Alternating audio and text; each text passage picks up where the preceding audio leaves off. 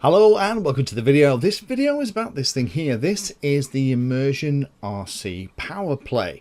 Now, this is one of those things that when I got it in, I really wasn't sure what it was or what kind of benefits there'd be to having something like this. And I'm a huge fan of the ImmersionRC Rapid Fire in my HDO2 since I got it, with the exception of a couple of other things for testing, but it's the one I keep going back to. Things like the power meter that I looked at a while back are fantastic too. So I thought I had to get this in to see what it was all about, because ImmersionRC wouldn't go to the trouble of creating something like this unless it had a use. Now, for those of you that watch the channel regularly, you will know that the DVR in the latest Fat Shark goggles wasn't updated. It's the same DVR they've been using for a long time. Now, that doesn't necessarily bother me because I'm using a lot more things like hybrid cameras inside the models that I'm flying. So I don't really mind that the DVR quality is a bit meh. However, that was until I tried this ImmersionRC PowerPLAY. So let me very briefly talk about what it is while I show you how it comes in the box. So this is actually a power pack, similar to the kind that you get that you pop lithium ion batteries in. 18500 size cells in this rather than the 18650, the slightly longer ones that tend to be more commonly used now.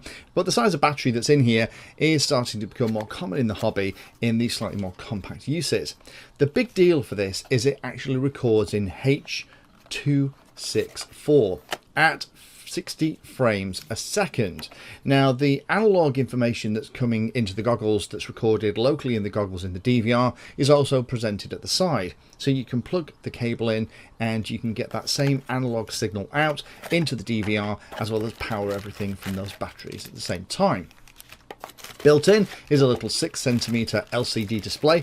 Shows you recording and playback, and also shows the image while you're recording too. And you can mount this either on the back strap of your goggles with the supplied case, or I'm actually using mine in my pocket when I'm flying.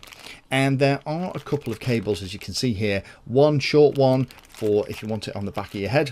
Actually, that's quite nice. People can kind of stare at the back of your head as you're flying and see exactly the view that you're getting. Or for me, I'm actually using it an awful lot more here to start recording the DVR footage from things like cameras, and also from the tests that I get here too, because the quality of the recording compared with the onboard DVR is substantially better. And I'll do some side by side and show you in a minute. It's charged at the bottom via a USB-C charging port, so you don't need to take the cells out to charge it up. You just plug it in and the little status LEDs at the top will show you when it's fully charged.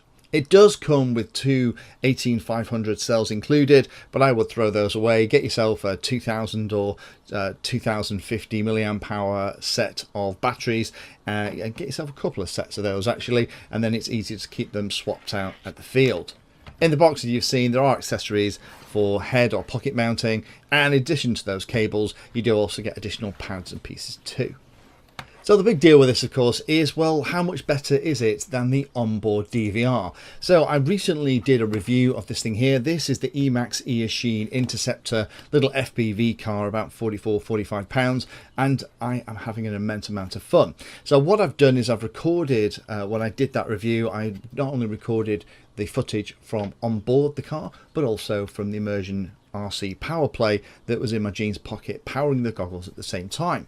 And let me just put them up side by side and play them back. First thing you'll notice is the difference in clarity here. The really cool part about the H.264 encoding that's used on the video, first of all, is as everything's a lot crisper and sharper, and it's kind of like you get more information in the file. So that allows us to run at 60 frames a second and to record at that level, but it also gives a much clearer picture. And it kind of looks, hopefully you can see here, if you're watching this on a big enough screen rather than a small phone sat on the bus, hopefully you'll see side by side how much nicer the image is. The edges are crisper and everything just looks an awful lot sharper. The big giveaway is things like the status bar at the top, which is the status bar for the ImmersionRC Rapid Fire. Now, I will be doing more testing over the next couple of weeks, and you will start to see more of this footage in the reviews that I do, because I'm really fascinated to see when the weather improves and I can start flying again, the difference it makes in recording the on-screen displays. I imagine they'll be an awful lot crisper and an awful lot sharper too. So in summary, what do I think? Well, I wasn't expecting much out of this. It was one of those products that I got in because I like ImmersionRC rather than because it was something I had a need for. But now I've tried it out, I'm going to be keeping this one because it's going to be perfect for recording the view in the goggles in a very high quality way. It's going to be useful to do reviews for, but also when I'm doing my post-flying day videos for me and my friends, I normally record things like the HD footage from the airborne camera, and then I'll insert the little DVR footage at the bottom right hand corner so they can see what I could see in the goggles. And as a power pack, it works really well. Press the button once on the top, it'll show you the charge status. Press and hold it, the power pack will power up, and then it'll also power the goggles as well. The DVR quality has blown me away. I have looked at other goggles in the past that have had similar H.264 style encoding in the DVR footage, and it is substantially nicer than the one that's in the Fat Shark goggles by default. I hope that ImmersionRC will work with Fat Shark to incorporate this kind of technology within the next generation of goggles that Fat Shark produce, because it would be nice to have this quality straight out the box without having to buy something else to put in your pocket. There is only one drawback, and that is that it uses the 18500 lithium ion batteries, so you need to make sure you've got some of those.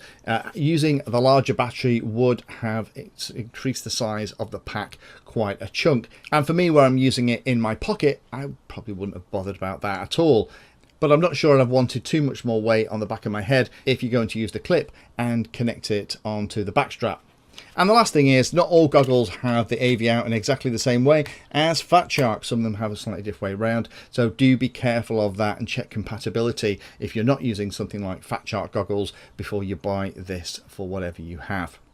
So hopefully that's interesting for those that have been looking at this. If you already have 18650 cell adapters, those kind of battery things for Fat Shark, and they're working great, and you're happy with the DVR quality and you don't use the DVR a lot anyway, then this is probably not going to be for you. If, however, you do record an awful lot of your DVR footage and you're looking to get a little bit more sharpness and clarity in that, particularly for things like on-screen displays, then this might be the answer you've been looking for if you have goggles like the Fat Sharks that have a lower quality DVR inbuilt. Thank you for watching my video and watching right to the very end. If you want to find out what I'm currently working on, you can follow me on social media by searching for Painless360 in the usual places.